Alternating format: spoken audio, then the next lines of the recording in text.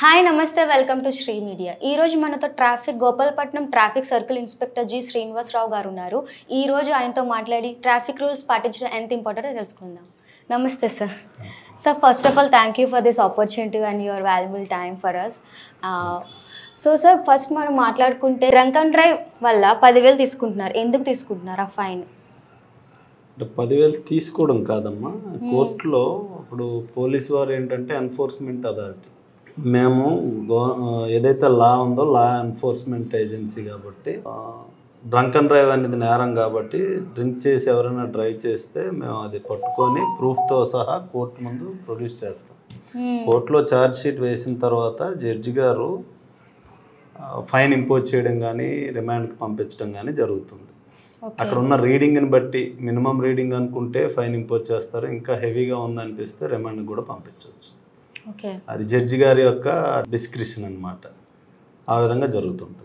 Police వారు ఎప్పుడు ఫైన్లు వేసేది ఉండదు, కోర్టులోనే ఫైన్. అంటే రీసెంట్గా మన గోపాలపట్నంలోనే 25 మందికి డ్రంక్ అండ్ డ్రైవ్ కేసులో దొరికితే ఫైన్ వేశారు. అంటే ఒక్కొక్కరికి 10,000, సుమారు 2,50,000 పడింది. అంటే జ్యుడిషియరీలో కోర్టులో హాజరవ్వమన్నారు. అంటే కోర్టు అంటే శిక్ష అనే అందరూ అనుకుంటారు, లైక్ ఫైన్ అని అనుకోరు. శిక్ష పడుతుందా లైక్ ఫైనే పడుతుందా అంటే డ్రంక్ అండ్ డ్రైవ్ కేసులోని? అదే చెప్పాను కదమ్మా, కోర్టు అంటే జడ్జి గారి యొక్క డిస్క్రిప్షన్. అక్కడ సిచ్యువేషన్ బట్టి ఈయనకి ఫైన్ ఇంపోజ్ చేస్తే నెక్స్ట్ కంట్రోల్ అవుతాడు అనుకుంటే ఫైన్ ఇంపోజ్ చేస్తారు. లేదు ఈయన హెవీ డ్రంక్ చేసి డ్రైవ్ చేశాడు, ఈయనకి ఫైన్ కాదు, ఒకసారి రిమాండ్ పంపిస్తే బెటర్ అనిపిస్తే రిమాండ్ కూడా పంపిస్తారు. ఇన్ కేస్ ఫైన్ కట్టలేని పరిస్థితులు ఉంటే ఫైన్కి బదులు రిమాండ్కి పంపిస్తారు. ఆ ఫైన్ అమౌంట్కి ఈక్వల్గా అతను ఎన్ని రోజులు రిమాండ్ అవసరం అయితే అన్ని రోజులు పంపిస్తారు. ఓకే. అంటే ఈ సడన్గా ఈ రూల్ ఎందుకు వచ్చింది? 10,000 అంటే చాలా ఎక్కువ కదా, మన మిడిల్ క్లాస్ వాళ్ళకి ఎవరికైనా 10,000 అంటే చాలా ఎక్కువ. అలాగే చూసుకుంటే తెలంగాణలో ఫస్ట్ 10,000 అని పెట్టారు డ్రంక్ అండ్ డ్రైవ్. అలా ఇప్పుడు ఎవరు అంటే అంత పే చేయలేకపోతున్నారని 2,500 డిస్కౌంట్లా ఇచ్చారు. దానికోసం మన రాష్ట్రంలో ఏమైనా తగ్గే అవకాశాలు ఉన్నాయా? అసలు ఎందుకు ఈ రూల్ ఫస్ట్ వచ్చింది అంటారు? ఎప్పుడు కూడా ఏదైనా ఒక చట్టం చేసేటప్పుడు పోలీసుగా మేము ఏం చేస్తామంటే ఫస్ట్ ఎడ్యుకేషన్, తర్వాత అవేర్నెస్, తర్వాత ఎన్ఫోర్స్మెంట్, 3 రకాలుగా చేస్తుంటాం. ఫస్ట్ ఎడ్యుకేషన్ ఏంటంటే ప్రజలకి తెలియచేయడం. డ్రంక్ చేసి డ్రైవ్ చేస్తే యాక్సిడెంట్ అయితే మీ యొక్క డిపెండెంట్స్ అందరూ రోడ్డు మీద పడే పరిస్థితి ఉంటుంది.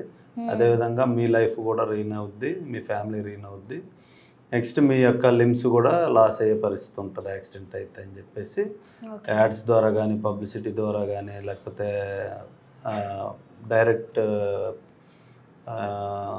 అడ్వైజెస్ ఇవ్వడం కానీ ఈ విధంగా చేస్తుంటాం. ఆ ప్రాసెస్ ఆల్రెడీ చేస్తాం. ట్రిపుల్ రైడింగ్ విషయంలో కానీ, హెల్మెట్ లెస్ డ్రైవ్ కానీ, డ్రంక్ అండ్ డ్రైవ్ విషయంలో కానీ అన్నీ చేసాం. తర్వాత నెక్స్ట్ స్టెప్ ఏంటంటే ఎడ్యుకేషన్ అయిపోయిన తర్వాత అవేర్నెస్. ఇప్పటి వరకు జరిగిన యాక్సిడెంట్లలో లాస్ అయినటువంటి విక్టిమ్స్ యొక్క స్థితిగతులు, వాళ్ళ యొక్క ఫ్యామిలీ స్థితిగతులు, అది మీడియా ద్వారా, మీలాంటి సోషల్ మీడియా ద్వారా మేము పబ్లిక్ని అవేర్నెస్ క్రియేట్ చేయడం అది కూడా చేసాం. కొంచెం చిన్న షార్ట్ వీడియోలు తీయడం, అవి పబ్లిసిటీ చేయడం. ప్రజలు ఏంటంటే ఒకవేళ ఒక వ్యక్తి నార్మల్ మిడిల్ క్లాస్ పీపుల్, ఎవరైనా ఒక మిడిల్ క్లాస్ వ్యక్తి, ఒక ఆయన రోజు కష్టపడితే ఆయన ఇల్లు గడిచే పరిస్థితి ఉండే వ్యక్తి డ్రైవ్ చేసుకుంటూ కష్టపడే వ్యక్తుల మనసులో ఏముంటుందంటే ఉదయం సాయంత్రం వరకు కష్టపడతాం కదా, వచ్చిన 500లో ఒక 200 తాగుదాం, 300 ఇంటికి పట్టుకెళ్దాం అన్న ఒక కామన్ ఇంటెన్షన్తో ఉంటాం. ఆ తాగిన వ్యక్తి తాగి ఏదో ఆటోలో వెళ్ళిపోయినా బస్సులో వెళ్ళిపోయినా ప్రాబ్లం ఉండదు, ఇంటికి రీచ్ అవుతాడు. అలా కాకుండా బైక్ నడుపుతునేటప్పుడు నార్మల్గా నైట్ టైం మామూలుగా ఒక పర్ఫెక్ట్ పర్సనే డ్రైవ్ చేస్తేనే జాగ్రత్తగా ఉండాలి ఈ సిచ్యువేషన్. అలాంటిది డ్రింక్ చేసిన వ్యక్తి డ్రైవ్ చేసేటప్పుడు ఆయన జడ్జిమెంట్ ఎఫెక్టివ్గా ఉండదు. కాబట్టి అవతల వచ్చే వ్యక్తిని ఈయన జడ్జ్ చేయలేకపోవచ్చు, ఈయన డ్రైవింగ్ కాన్సన్ట్రేషన్ కరెక్ట్గా ఉండకపోవచ్చు. కాబట్టి అలాంటప్పుడు యాక్సిడెంట్స్ జరగవచ్చు. యాక్సిడెంట్ జరిగి ఈయన కాలో చేయకపోతే ఇక ఈయన ఇంటికి ఎర్నింగ్ చేసే బాధ్యత ఈయన పక్కన పెట్టేస్తారు. ఎందుకంటే ఈయన కాలు చేయకపోయిందంటే ఇంక మరి కష్టపడి డబ్బు తేలేడు కదమ్మా. ఇంట్లో పిల్లలు చదువుకునే పరిస్థితిలో ఉండే పిల్లలు ఇంకా చదువు మానేసి రోడ్ల మీదకి వెళ్ళి వాళ్ళతో కూలి చేయించడం ఏదో చేస్తారు. ఇంటి దగ్గర భార్య కూడా పాపం ఆవిడ కూడా ఎర్నింగ్ స్టేజ్లోకి వెళ్ళే పరిస్థితి వస్తుంది. అలాంటి స్టేజ్ ఉంటుంది కాబట్టి అది జరిగిన తర్వాత ఇంకెవరి మీద చెప్పవసరం లేదు, ఆ బాధ వాళ్ళకి అనుభవిస్తారు. బట్ అలాంటి జరిగిన 1-2 ఇన్సిడెంట్లు తీసుకొని మిగిలిన వాళ్ళందరికీ మనం అవేర్నెస్ క్రియేట్ చేస్తాం. ఈ తాగి డ్రైవ్ చేయడం వల్ల ఈ విధమైనటువంటి సైడ్ ఎఫెక్ట్స్ ఉంటాయి అని చెప్పి అది అవేర్నెస్. ఎడ్యుకేషన్ అయిపోయింది, అవేర్నెస్ అయిపోయింది.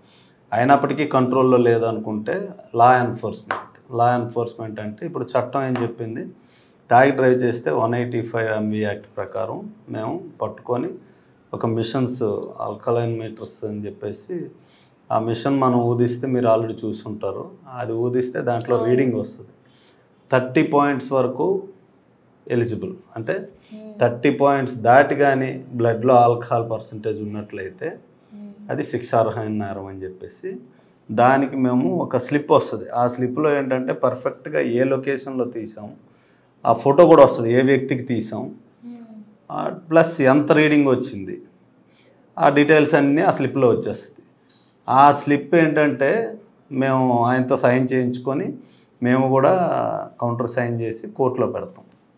ఈ వ్యక్తి ఈ వెహికల్తో వచ్చేటప్పుడు ఈ లొకేషన్లో తాగి నడుపుతుండగా మేము పట్టుకున్నాం అని చెప్పేసి పెడితే అప్పుడు జడ్జి గారు ఏం చేస్తారంటే ఆ వ్యక్తికి ఒకవేళ అబవ్ యావరేజ్ కన్నట్టయితే ఫైన్ ఇంపోజ్ చేస్తారు ఫస్ట్ టైం అయితే.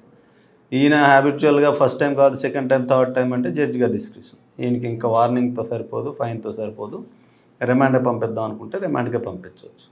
ఆ విధంగా రిమాండ్లకు పంపించిన సిచ్యువేషన్స్, అకేషన్స్ కూడా ఉన్నాయి. ఈ విధంగా మనం డ్రంక్ అండ్ డ్రైవ్ అంటే ప్రజలకి, పోలీసులు ఏంటి, ప్రజలకి ఏదైనా మంచి జరగాలన్న ఉద్దేశంతోనే చట్టాన్ని ఇంప్లిమెంట్ చేస్తాం. ఈ విధంగా జరుగుతున్న భాగంలో ఇప్పటికీ అప్పుడు 1000 రూపాయలు 2000 వేసేవారు, అయినా కంట్రోల్ అవ్వట్లేదని చెప్పేసి ఇప్పుడు జ్యుడిషియరీ ఎఫెక్టివ్ ఇంప్లిమెంటేషన్ బాగా చేస్తున్నారు. కాబట్టి మినిమం 10,000, సిటీలో ఎక్కడ తాగి దొరికినా కూడా మినిమం 10,000, కొందరికి రిమాండ్లకు పంపించిన కేసెస్ కూడా ఉన్నాయి. ఈ విధంగా చేయడం వల్ల మీరే అంటున్నారు, భయపడుతున్నారు జనాలను. ఫస్ట్ ఎడ్యుకేషన్ పని చేయలేదు, అవేర్నెస్ పని చేయలేదు, ఇంప్లిమెంటేషన్లో ఇప్పుడు ఏదైతే స్ట్రింజెంట్గా యాక్ట్ చేస్తే కరెక్ట్ అనిపిస్తుందో అది జ్యుడిషియరీ ఆనరబుల్ జడ్జి గారు చేయడం వల్ల భయం వచ్చి ఇప్పుడు తాగడం తగ్గించారు. డ్రంకన్ కేసెస్ కూడా తగ్గినాయి.